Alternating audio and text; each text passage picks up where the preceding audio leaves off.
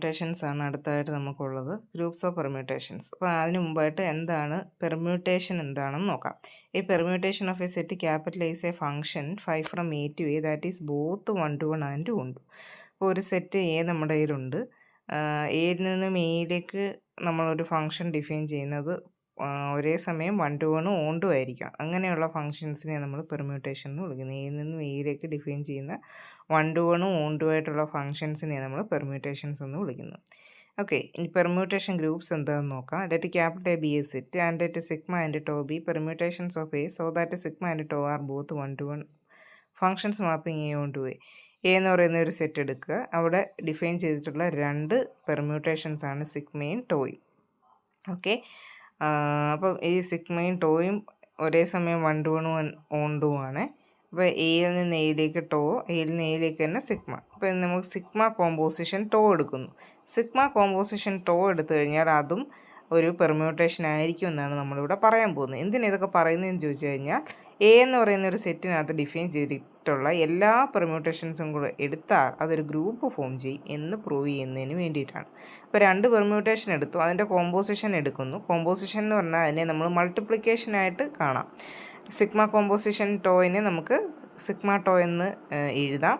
അത് കോമ്പോസിഷൻ തന്നെയാണ് എടുക്കുന്നത്. പെർമ്യൂട്ടേഷൻ മൾട്ടിപ്ലിക്കേഷൻ എന്നും അതിനെ വിളിക്കാറുണ്ട്. അപ്പോൾ സിഗ്മ ടോ എന്ന് പറയുന്നതും ഒരു പെർമ്യൂട്ടേഷൻ ആയിരിക്കും എന്ന് നമുക്ക് പ്രൂവ് ചെയ്യണം. അപ്പം എന്തായി, പെർമ്യൂട്ടേഷൻ മൾട്ടിപ്ലിക്കേഷൻ എന്ന് പറയുന്നത് ക്ലോസ്ഡ് ആയില്ലേ. അപ്പോൾ അത് സിഗ്മയും ടോ അപ്പോൾ അത് സിഗ്മ ടോ എന്ന് പറയുന്നത് പെർമ്യൂട്ടേഷൻ ആണെന്ന് കാണിക്കാൻ വേണ്ടിയിട്ട് അത് 1 to 1 ഓൺ ടു ആണെന്ന് കാണിക്കണമല്ലോ, എന്നാലേ അത് എന്താവുള്ളൂ, പെർമ്യൂട്ടേഷൻ ആവുള്ളൂ. 1 to 1 ആണെന്ന് കാണിക്കാൻ sigma tau of A 1 equal to sigma tau of A 2, sigma of tau of A 1 equal to sigma of tau of A 2 implies tau of A 1 equal to tau of A 2. കാരണം sigma എന്ന് പറയുന്നത് 1 to 1 ആയതുകൊണ്ട് നമുക്ക് sigma of ഒരു element equal to sigma of മറ്റൊരു element ആണെങ്കിൽ അതിന് അകത്തുള്ള രണ്ടും ഈക്വൽ ആവണം. ഇനി tau of A 1 equal to tau of A 2 എന്ന് വന്നു കഴിഞ്ഞാൽ നമുക്ക് എ 1 ഈക്വൽ ടു എ 2 എന്ന് പറയാം. കാരണം ടോ എന്താണ്, 1 to 1 ആയതുകൊണ്ട്. അപ്പോൾ രണ്ട് സിഗ്മ ടോ എന്തായപ്പോൾ 1 ആയി. Now sigma tau is onto A. Sigma tau എന്ന് പറയുന്നത് ഓൺ ടു എന്ന് പറയാൻ വേണ്ടി let a element of A since sigma is onto A, sigma എന്ന് പറയുന്നത്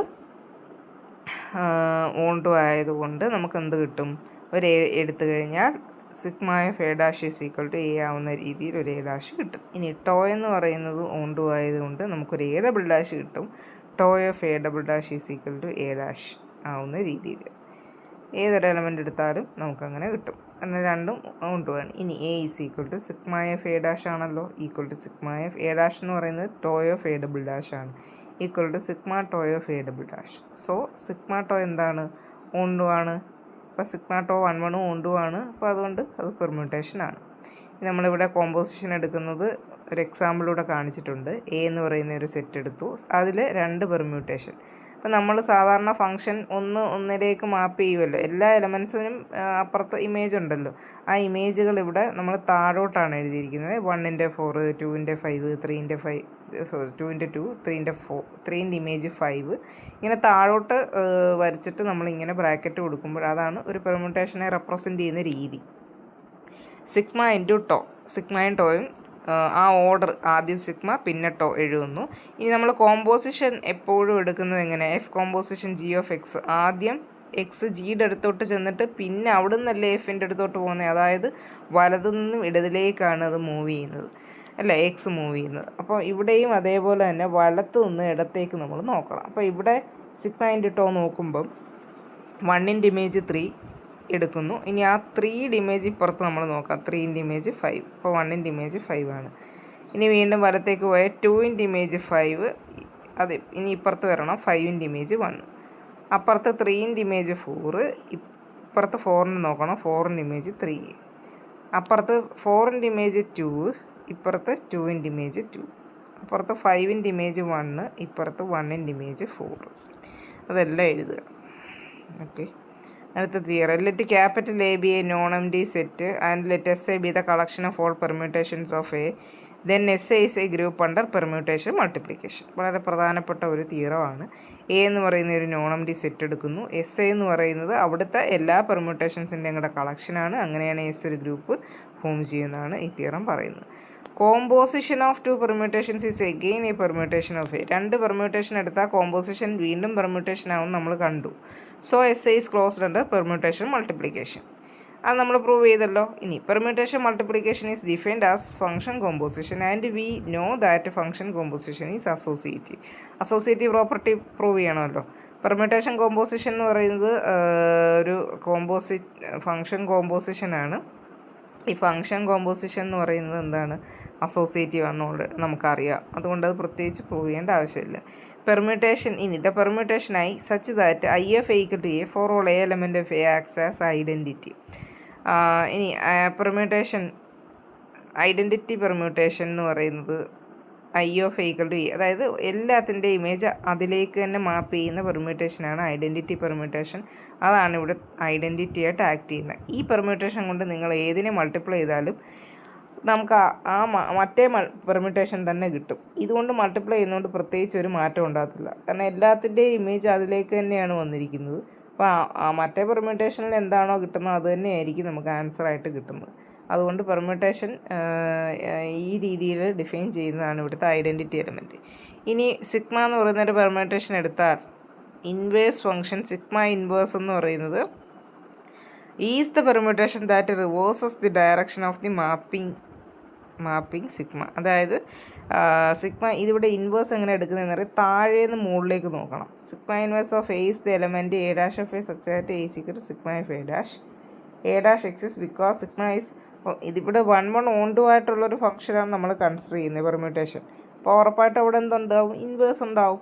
അപ്പോൾ ഏതൊരു പെർമ്യൂട്ടേഷൻ എടുത്താലും നമുക്ക് അതിനെ തിരിച്ചുള്ള, അതായത് ഇത് എങ്ങോട്ടാണോ മാപ്പ് ചെയ്യുന്നത് തിരിച്ചുള്ള ഡയറക്ഷനിലുള്ള ആ ഒരു ഫംഗ്ഷൻ എടുത്തു കഴിഞ്ഞാൽ അതിൻ്റെ ഇൻവേഴ്സ് ആയിരിക്കും. For each element of a we have i of a equal to a ആണ്. എയുടെ പ്രീമേജ് സിഗ്മ ഡാഷ് ആണ്. അപ്പോൾ sigma of A dash equal to sigma inverse of a ആണ് a dash. Sigma inverse of a എന്ന് എഴുതി. And also i of A dash is equal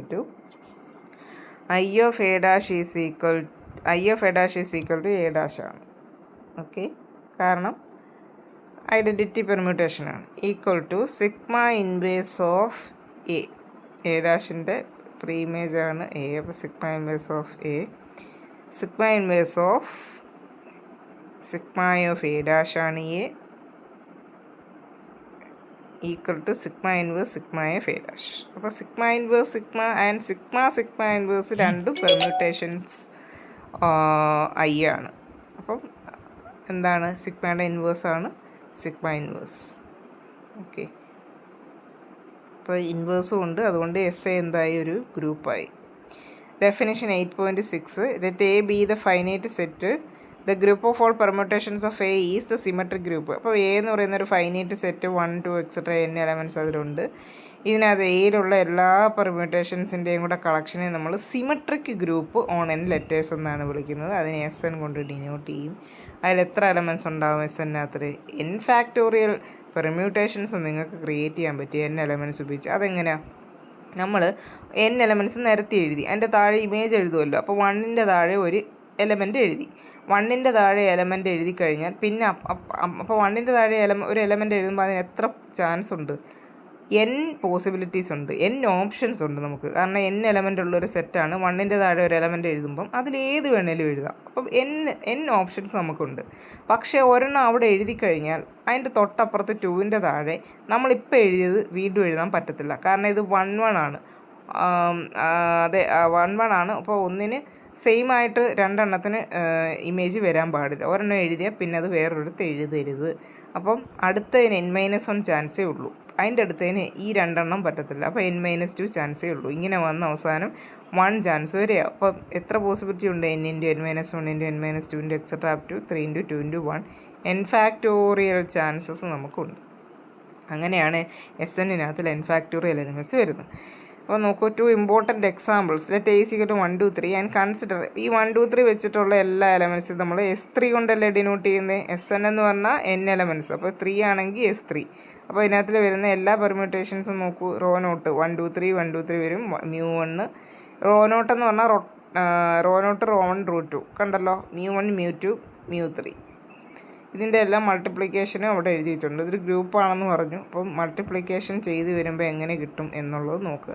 ഈ raw not എന്ന് പറയുന്നത് ഇവിടുത്തെ ഐഡൻറ്റിറ്റി പെർമ്യൂട്ടേഷൻ. അപ്പോൾ അതുകൊണ്ട് മൾട്ടിപ്ലൈ ചെയ്യുമ്പോൾ നമുക്ക് എല്ലായിടത്തും സെയിം എലമെൻറ്റ് തന്നെ കിട്ടും. അപ്പോൾ ഫസ്റ്റ് റോ എന്ന് പറഞ്ഞാൽ മേളിൽ എഴുതിയിരിക്കുന്നത് അത് തന്നെയാണ്. ഫസ്റ്റ് കോളം എന്ന് പറഞ്ഞാൽ സൈഡിൽ എഴുതിയിരിക്കുന്നത് തന്നെയാണ്.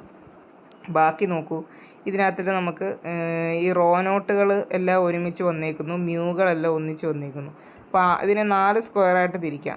ആദ്യത്തെ റോ നോട്ട് റോ 1 റോ 2 വന്നിരിക്കുന്നു. ഏറ്റവും മേളിലത്തെ റോയുടെ ഒരു പകുതി ഭാഗമാണ് ഞാൻ വായിക്കുന്നത്. Row naught row 1 row 2. അതിനെ റൊട്ടേറ്റ് ചെയ്യുമ്പോഴല്ലേ രണ്ടാമത്തെ റോയുടെ പകുതി കിട്ടുന്നത്. Row 1 row 2 row naught. ഒന്നുകൂടെ റൊട്ടേറ്റ് ചെയ്യുമ്പം റോ 2 റോ നോട്ട് റോ 1 കിട്ടും.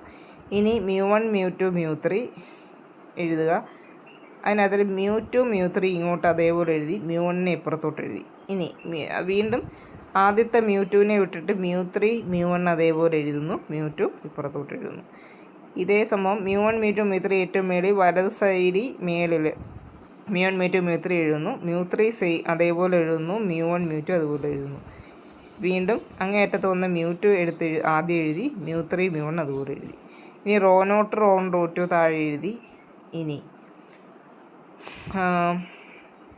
റോ 2 അവസാനം എഴുതിയ റോ 2 ആദ്യം എഴുതുന്നു, റോ നോട്ട് റോ 1 അതുപോലെ എഴുതുന്നു. അവസാനം എഴുതിയ റോ 1 ആദ്യം എഴുതുന്നു, റോ 2 റോ നോട്ട് അതുപോലെ എഴുതുന്നു. ഓക്കെ, ഇതാണ് നമ്മുടെ S3 എന്ന് പറയുന്നത്.